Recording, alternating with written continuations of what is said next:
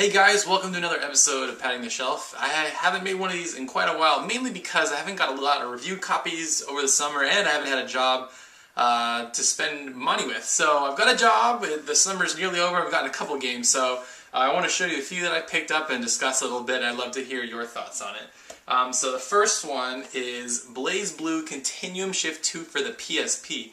Now this also came up for the 3DS, and for whatever reason the 3DS has gotten the scores have been a lot lower for the 3DS. I don't know if it's because of the 3D or if there's something wrong with the game. I don't know. But this is one I reviewed for Blistered Thumbs. I gave it a 7 out of 10, which on our scale is considered great. And I don't know, BlazBlue is not really my thing, but for what it was worth, I had fun with it. I played all the different modes. I tried to do the story mode. I couldn't get into the story mode at all. The BlazBlue is just not my thing. But if you're a BlazBlue fan, this is probably a must-buy, just because they don't have a lot of the games on the go, and I think they're going to port over the arcade version or the different graphical version of this. But the graphics of the game are really cool. They're like super well done sprites, and there's like two modes. There's like easy mode and combo mode, and I like to play in the combo mode because I don't really know all the combos, so it does it for you, and it's a lot of fun. You can rack up like 20-hit combos. So if you're a fighting fan and you're looking for something on this PSP, this is one that you might want to pick up. Next one. Did not expect to get this at all, had no interest in it, but Angry Joe came to me. He's like, hey Taylor, we need somebody to review this game. So here it is, have fun with it. And that's Earth Defense Force Insect Armageddon.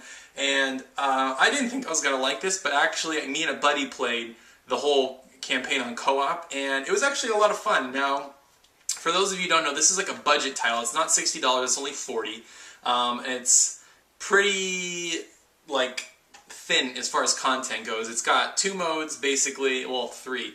So there's the campaign mode, which you can play online and offline if you want to consider that two separate modes, and then it's got a survivor mode. Now what's really cool is there's 4 classes and they can all do very unique things. There's a jetpack guy that flies, there's like a heavy machine gun wielding kind of guy that's slow, but he can take a lot of damage, dish out a lot of damage. And you can upgrade to different weapons. You can kind of choose how they look. You can change the colors. But basically it's shoot, shoot, shoot. If you've ever played an Earth Defense Force game, you know what they're going to be like. I gave it a 6 out of 10, which is slightly above average, and that's just because it was stupid fun. Like, if you're looking for a good story or variety or polish, this is not the game you're looking for. But if you just want like a dumb co-op fun game to play on the weekend with some of your buddies, then I would consider checking this out, but it's nothing special. Let's see, so this next game, I really wanted to like this. It's an Atlas game, and I heard a lot of good things about it. I've seen my friend play it, and I think my enjoyment out of the game came more from making my guy than actually playing it, and that's 3D Dot Heroes. I must have spent like 2 hours making my custom guy, trying to make him look like Zero. He had like these little horns, or I tried to round it out and make it look like his helmet, and I gave him a little cape and everything. But then I got to the desert level, and if anybody's ever played this game, they know the desert level is just a nightmare. There's this part where there's like these roads that are constantly moving. You don't know which way they're going to take you, so you have to like hop on it, and then it'll move you. And I just got stuck for hours. I had to go to a game fax or whatever and look it up. And then the temple itself was really annoying because there's like holes everywhere, and if you get hit, you'll fall down the hole, and I don't know, it was just really frustrating. I may go back to it at some point, but it got too frustrating. I died too many times. Basically, this is Zelda in a nutshell. You get a sword, you can get bombs, you can get boomerangs. The dungeons are similar. There's 6, I believe, temples that all are elemental themed. It was fun up until that point where it got really frustrating, but if you're like an old school like NES, Super Nintendo fan, like those old action adventure games like Zelda, you gotta pick this up. You'll love it.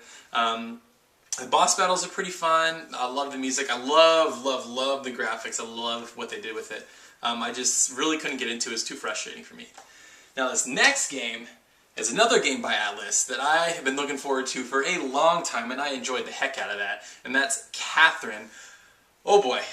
So I beat this within 2 days, and then within another 2 days I beat it again.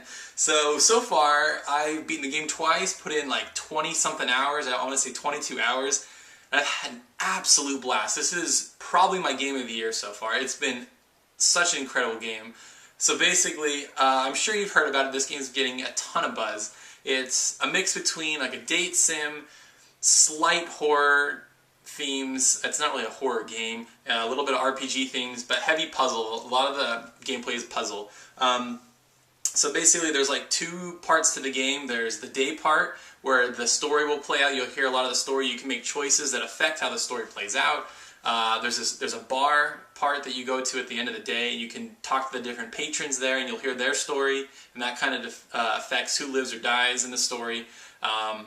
And that can also affect your Catherine meter. There's this meter in the game based on choices you make. You're either leaning towards one Catherine or the other, and sometimes they're pretty vague. You're not quite sure which way it's going to take you, which is kind of cool. And then the puzzle part, I was really unsure about the puzzle part. I was not sure if I was going to like it. I thought it might be too hard.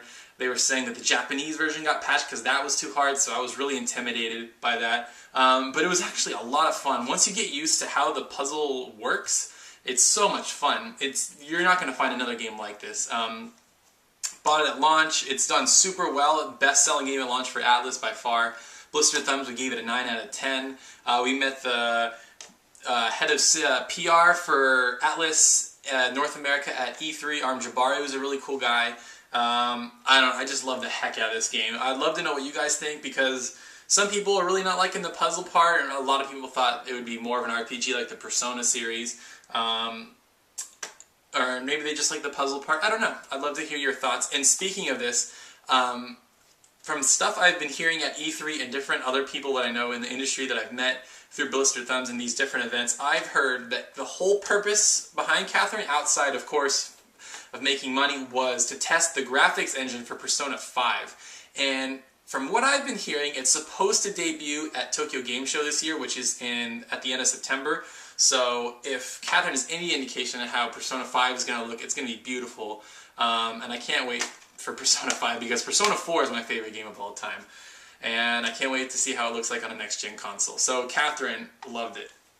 And these last two,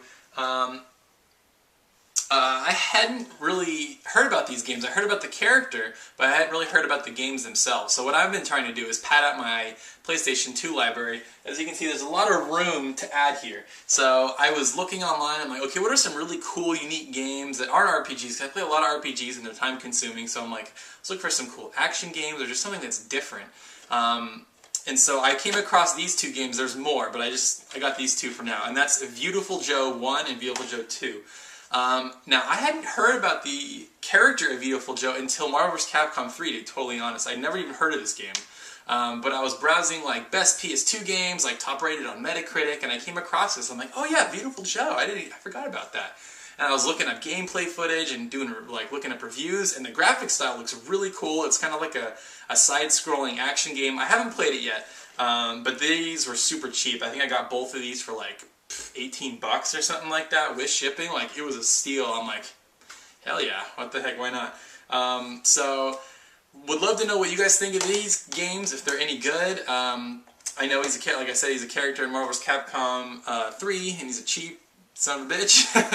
But I think this will be my type of game. I love like platformer action, side-scrolling games like Mega Man. I know this is probably nothing like Mega Man, but excited to try these out and see what they're all about. So, yep, those are my recent pickups. Like I said, now that I have a job, I'm definitely going to try to do more of these and try to just give you my opinions and stuff like that. And I'm also saving up for an HD recorder so I can do like record game footage and do like reviews and stuff like I did with Patapon. So look for that. And also, I'm still working on a top 10 list. I know I said that before, but those are coming. So anyway, thanks a lot, guys. Would love to know all your opinions on these games, if you've played them, what you thought of them, and stuff like that, and how your summer's going. I know a lot of people are doing summer backlogs and that kind of thing. So anyway, good to see you guys again. Yeah, leave your comments, let me know what you think. We'll talk to you later.